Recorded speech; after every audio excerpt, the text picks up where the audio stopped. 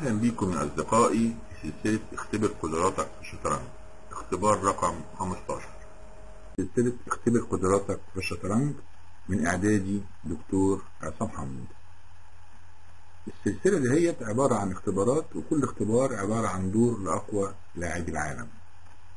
في كل دور بعد ما نخلص الافتتاح بنقف عند موقف في وسط الدور، وكل موقف بنديك وراه 3 دخلات مقترحة ان انت تلعبها، وبنقول لك اهميتها ايه، وليك ان انت تختار احد هذه الاختيارات. وكل اختيار له درجة اقصاها 5 نقاط، يعني 8 مواقف مجموعهم 40 نقطة. في نهاية كل دور بتجمع نقاطك اللي انت بتحرزها وبتقارنها مع جدول النقاط لتستطيع التعرف على مستواك. وانصحك تجمع نقاط 5 اختبارات وتعمل متوسطها وتقارنها مع الجدول. لو انت احرزت اكثر من 35 درجة بتبقى تعتبر استاذ دولي كبير. لو من 25 ل 35 فانت استاذ دولي. من 20 ل 24 انت استاذ محلي. من 15 ل 19 فانت لاعب قوي. من 10 ل 14 لاعب متوسط، واقل من 10 بتبقى مبتدئ. شكرا، ويلا نشوف الاختبارات. مباراة النهاردة بين الابيض فاشير لاجراف من فرنسا، وكان تقييمه 2722، والاسود بليتريير يانيتش من سويسرا، وكان تقييمه 2590. الدور ده الابيض اغفل فوزا سهلا في اول الدور، لكنه بعد ذلك تألق ولعب دور جميل. الدور ده تحت عنوان اللعب الموقفي رغم التخلف برخ. الثلاث دور E4 E6 D4 D5 نايت C3 D4 نايت E4. ده الدفاع الفرنسي تفريع روبنشتاين، وده اختيار صلب، ولكنه ايضا بيعطي الابيض درجة كبيرة من الحرية. نايت D7 G3 بيشوب E7 بيشوب G2 نايت اللي في G F6 نايت في F6 كش. قبل يومين كان كارلسون بيلعب مع بليتير الاسود، ولعب هنا هو بدال النايت في F6 كش لعب نايت C3، وبعد التبييت نايت F3 كسب دور جميل. انما هنا فاشير لعب نايت في F6 بيشوف في F6 نايت E2 تبييت تبييت روك B8 نايت C3 B5. في دور تاني كان بليتير بيلعب بالابيض، وهنا هو الاسود لعب له نايت B6 وكمل بيشوب E3 نايت D5، والدور انتهى بالتعادل بعد 30 نقلة. انما هنا بليتير لعب B5 كوين D3 A6 A4 B4 نايت E4. الموقف ده مش من السهل للاسود ان هو يتعامل معاه علشان جناح وزيره في خطر شديد. كمل الدور A5 نايت F6 كش نايت في F6 بيشوب G5 بيشوب B7 بيشوب في B7 روك B7 روك F E1. تم تكسير قطعتين، ولكن لا زال الابيض له ضغط. C6 روك E5 روك D7 C3 D في C3 D في C3 روك D5 روك E1 H6. وصلنا للموقف الاول، والابيض له 3 اختيارات. هل يلعب بيشوب C1 ويسحب الفيل عشان يحطه على الوتر A3 F8، ولا يلعب بيشوب في F6 علشان يخلي الوزير الاسود يجي في جناح الملك ويغفل عن مهامه الدفاعية في جناح الوزير، ولا يلعب بيشوب H4 ويخلي لسه الحصان الاسود تحت الربط. فكر وهرجع لك.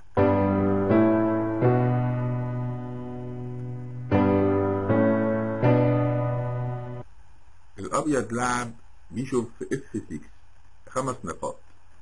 بالطبع الابيض كان يحب ان هو يحتفظ بالفيل، لكن من اجل ان هو ياخد المبادرة استغنى عن الفيل قصاد الحصان. لو كان لعب بيشوف C1 هنا هو الاسود ملوش مشاكل، لان الفيل لم يضيف كثيرا بالعمل عن طريق الوتر A3 F8 ولذلك بدون نقاط. بينما لو كنت لعبت بيشوف H4 فهي طبعا هتخسر قطعة بالجي 5 ولذلك ايضا بدون نقاط. نرجع للدور. كمل الدور جي في F6 ودي نقلة وحشة. الاسود عشان يحتفظ بوزيره بيراقب جناح الوزير، عمل نقلة سيئة خلت الموقف بقى ازداد سوءا. كان المفروض الاسود هنا ياخد بالوزير كوين في F6، وهنا الابيض له طريقين، ولكن في الطريقين نهايتهم هيكون الاسود احسن كتير من اللي حصل في الدور. تعال نشوف التفريعات اللي جايه دي. اول اختيار للابيض ان يلعب كوين A6، روك في E5، دي في E5. طبعا لو ما لعبش دي في E5 ولعب روك في E5 هيلعب كوين F3 ويليها بروك B8 والاسود له فرص هجومية كبيرة. يبقى هنا لعب دي في E5. تكمل التفريعة كوين D8 نقلة جميلة، كوين في C6، كوين C8 نقلة جميلة برضو، كوين F3، روك D8 ودي بتدي الاسود تعويض مناسب بسبب ضعف البيضة الابيض. طيب تعال نشوف الابيض كان عنده اختيار ايه تاني بعد الكوين في F6. الابيض كان عنده كوين C4 وتعال نشوف التكملة هتبقى ازاي. روك C8، روك في D5، E في D5، كوين C5. طبعا هنا لو لعب بدل الكوين في C5 كوين A6 هيرد روك B8 نقلة جميلة قوي. يبقى هو هنا هيلعب كوين C5، روك B8 نقلة جميلة، وده ممكن يكون الدفاع الصحيح اللي بيعتمد على اللعب المضاد النشيط. يعني مثلا لو كمل الابيض كوين في A5، روك B2، روك F1، G6، كوين A8 كش، كينج G7، A5، H5 نقلة جميلة قوي والقتال يستمر. نرجع للدور. يبقى احنا قلنا هنا الاسود لعب جي في F6 وقلنا عليها نقلة وحشة، وده هو الموقف الثاني. والسؤال الثاني الابيض له 3 اختيارات. هل يلعب روك ال 5 E4 عشان ينقل الرخ لجناح الملك، ولا يلعب روك ال 1 E4 علشان ينقل الرخ لجناح الملك ولكن بطريقة اكثر شراسة، ولا يلعب روك في E6 عشان ممكن يحصل على كش متتالي وربما حاجة اكتر من كده. فكر وهرجع لك.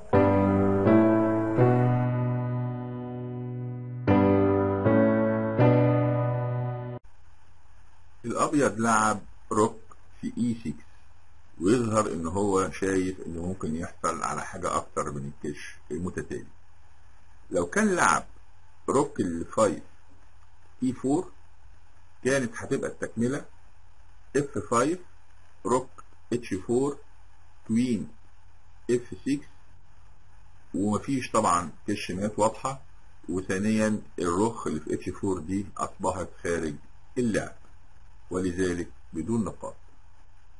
لو كان لعب روك اللي في 1 E4 دي متطرفة جدا، وهيكون التكملة اف في اي 5، روك جي 4 كاش، كينج اتش 8، كوين اي 3، كوين اف 6، والابيض متخلف برخ، ولا يوجد اي لعب واضح للفوز، ولذلك ايضا بدون نقاط.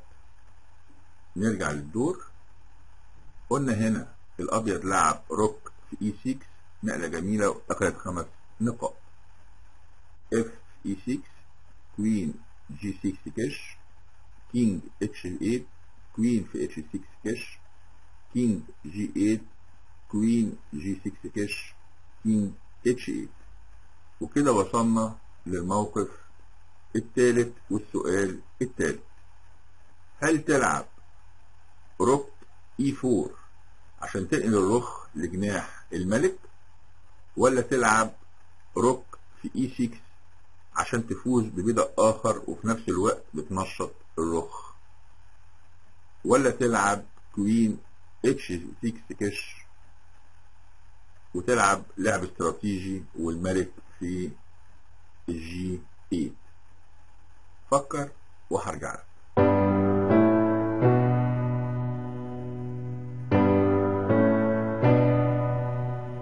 رجعنا تاني والابيض لعب روك اي 4، نقلة جميلة. نقل الرخ دهوت هيكون في منتهى القوة. لو كان لعب روك في اي 6 هيلعب روك جي 5، والاسود هيدافع ضد المات، ولذلك بدون نقاط.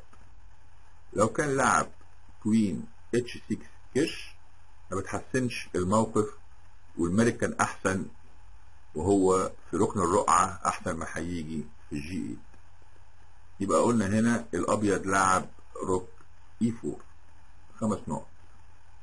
اف 5، كوين اتش 6 كاش. لو كان لعب روك اتش 4 ده خطأ فادح، وتعالى نشوف ليه. هيكمل الاسود كوين في اتش 4، جي في اتش 4، روك جي 8، والابيض هيخسر. وقد تكون دي الفكرة اللي اعتمد عليها الاسود في الدفاع لما اخذ بالبيدق بتاع الجي على الاف 6. نرجع للدور. اخر نقلة كانت كوين اتش 6 كاش، ولعب الاسود كينج جي 8. وصلنا للموقف الرابع والسؤال الرابع. الابيض له 3 اختيارات. هل يلعب روك في اي 6 ويفوز ببدء اخر وفي نفس الوقت بينشط الرخ، ولا يلعب كوين في اي 6 كاش وياخد بيدق وفي نفس الوقت بيدي كاش، ولا يلعب روك اتش 4 علشان يصوب النيران على طوال العمود اتش؟ فكر وهرجع لك.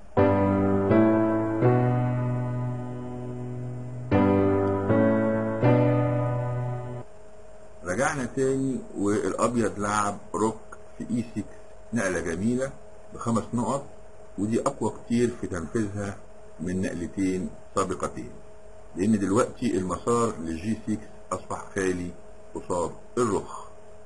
لو كان لعب روك اتش 4 هيرد الاسود بروك دي 7، وده دفاع فعال عن الصف السابع، وبيترك الابيض وافضل ما لديه هو الكش المتتالي على الارض. لو كان لعب كوين في اي 6 كش هيكمل الاسود كينج جي 7، روك اتش 4، كوين اف 6، وهجوم الابيض انتهى ولذلك بدون نقاط. نرجع للدور. قلنا هنا الابيض لعب روك في اي 6، لعب روك دي 7، روك جي 6 كاش، كينج اف 7. ووصلنا للموقف الخامس والسؤال الخامس.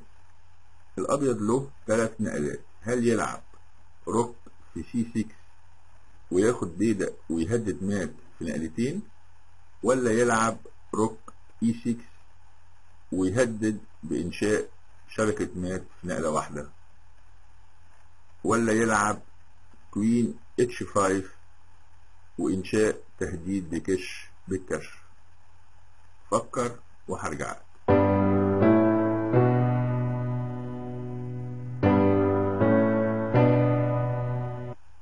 الأبيض لعب روك في سي 6 ودي نقلة وحشة وأغفل الفوز المباشر ولذلك بدون نقاط. لو كان لعب كوين اتش 5 نقلة جميلة وبينشئ كش مات قاتلة، وتعالى نشوف ازاي. لو رد الاسود بكينج اي 7 هيلعب كوين اي 2 كش، كينج اف 7، كوين اي 6 كش مات. نرجع للدور. لو لعب روك اي 6 دي برضو بدون نقاط ولا تفوز ايضا لان في الرد الروك جي 8. يبقى دلوقتي في الموقف ده الابيض لعب روك في سي 6 اللي ما اخدتش نقاط. رد الاسود كينج اي 8 ودي نقلة سيئة، كان المفروض ان هو يلعب روك جي 8 ودي تخليه لسه في الدور، انما هو لعب كينج اي 8. الابيض واصل نقلاته السيئة ولعب دي 5 ودي برضه نقلة وحشة، وتعالى نشوف كان عنده ايه. الابيض كان عنده بدال الدي 5 ان هو يلعب كوين اتش 5 كش، وده هي هترجع له تاني المسار الفائز، لان دلوقتي لو الاسود رد روك اف 7 هتخسر قصاد روك اتش 6 ويكسب الابيض. نرجع للدور. يبقى قلنا هنا بعد ما الاسود لعب نقلة وحشة اللي هي كينج اي 8 رد الابيض بنقلة وحشة برضو اللي هي دي 5. كمل الدور. روك اي 7 لعب الابيض سي 4 ودي نقلة جميلة. الابيض اقتنع بان مفيش طريقة مؤكدة لمواصلة الهجوم والطريق البديل هو تحسين الموقف نقلة بنقلة، يعني هيلعب لعب استراتيجي رغم ان هو متخلف برخ كاملة. اف 4 كوين اتش 5 كش، روك اللي في اف 7، ووصلنا للموقف السادس. الابيض له 3 اختيارات. هل يلعب جي في اف 4 ويفوز ببدء خامس، ولا يلعب كينج جي 2 ويحسن من وضع الملك، ولا يلعب كوين اتش 8 كش ويكرر النقلات؟ فكر وهرجع لك.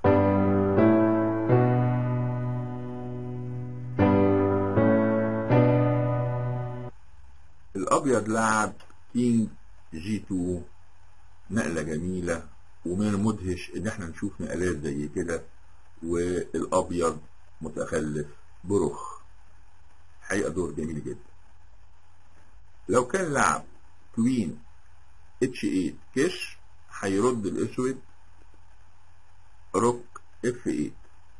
طبعا لو الاسود رد بدال الروك اف 8 كينج دي 7 طبعا هيلعب روك دي 6 كش. يبقى هو هنا لعب روك اف 8، بيكمل الابيض كوين اتش 5 كش، روك اف 7، كوين اتش 8 كش، والابيض يواصل اللعب للفوز. نرجع للدور. لو كان الابيض لعب جي في اف 4 طبعا ممكن تتلعب وبيفوز ببدء خامس، ولكنها بتزيد من صعوبة اللعب على الفوز لان الملك الابيض اصبح مكشوف. نرجع للدور. قلنا هنا الابيض لعب كينج جي 2 اف 3 كاش، كينج اتش 3 نقلة جميلة جدا. الملك الابيض هنا اكثر امانا من اي مكان بالرقعة. كوين دي 7 كاش، جي 4 كينج جي 8 كوين جي 5 روك جي 7 ونقلة وحشة برضو من الاسود. كان المفروض يلعب هنا كوين اي 8 ودي نقلة جميلة ويكمل الدور كينج جي 3 كينج اتش 8 ونقلة جميلة برضو ويكملها بالكوين اي 5 ويبادل الوزيرين وبعدها الموقف هيكون متوازن بطريقة او باخرى. نرجع لدورنا. يبقى قلنا هنا الاسود اخطأ ولعب روك جي 7 كوين اف 4 كينج اي 8 ووصلنا للموقف السابع. الابيض له 3 اختيارات. هل يلعب روك بي 6 وينشط الرخ، ولا يلعب كوين في اف 3 ويستعيد التوازن المادي، ولا يلعب كينج جي 3 ويضع الملك بعيدا عن عمود اتش؟ فكر وهرجع.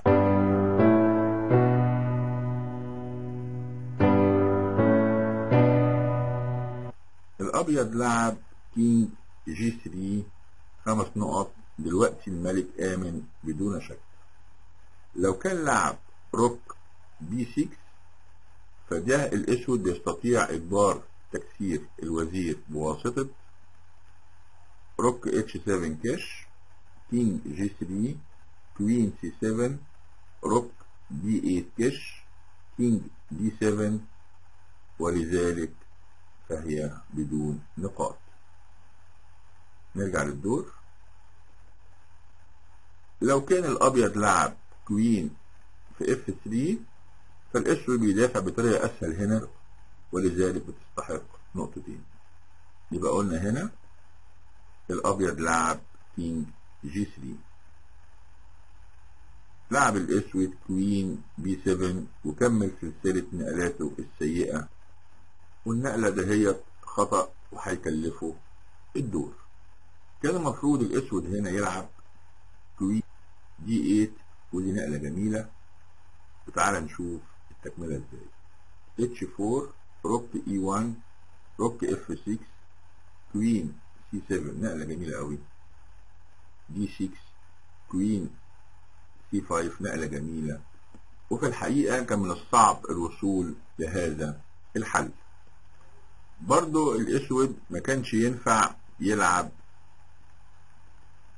بدال الكوين بي 7 ما كانش ينفع يلعب روك اي 1 كان هيخسر الوزير برضو بكوين بي 8 كاش كينج اي 7 روك سي 7 روك جي 4 كاش كينج في اف 3 ويخسر الاسود وزيره. نرجع للدور. يبقى قلنا هنا الاسود لعب النقلة الوحشة كوين بي 7. رد الابيض بنقلة جميلة كوين اف 5 والابيض تاني رجع لمسار الفوز روك سي 7 ووصلنا للموقف الثامن والابيض له 3 نقلات. هل يلعب روك اي 6 كاش ويجبر رد الفعل بالارخاخ السوداء، ولا يلعب كوين اي 6 كاش ويحط الوزير في وضع افضل مسيطر، ولا يلعب روك اتش ويجبر رد الفعل برضه بالارخاخ السوداء؟ فكر وهرجع.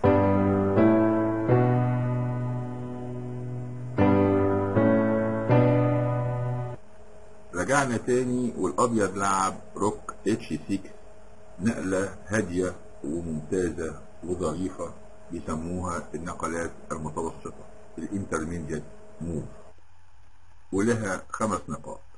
لو كان لعب كوين اي 6 كاش هتكسب برضه ولكنها اكثر تعقيدا وبتحتاج الكمبيوتر علشان يوصل للفوز بطريقة تكتيكية. اذا كان لعب روك اي 6 كاش هيرد روك اللي في سي اي 7 وليست مقنعة حتى الآن، ولذلك بدون نقاط. يبقى احنا قلنا هنا الأبيض لعب روك اتش 6 روك اتش 7. طبعا هنا لو هو لعب روك جي 8 هيرد بسي 5 وبرضه بتسيب الاسود بدون امل. يبقى هو لعب روك اتش 7، لعب الابيض روك اي 6 والاسود سلم، علشان بعد روك اللي في سي اي 7 طبعا لو لعب روك اللي في اتش اي 7 هيلعب بي 6 وبرضه بتفوز. يبقى هو هيلعب هنا روك اللي في سي اي 7 هيلعب كوين في اتش 7 ويكسب. الخلاصة ان هذه المباراة اظهرت انه مع الخسارة المادية الشديدة فانك تستطيع مواصلة اللعب الاستراتيجي الموقفي وتحسينه خطوة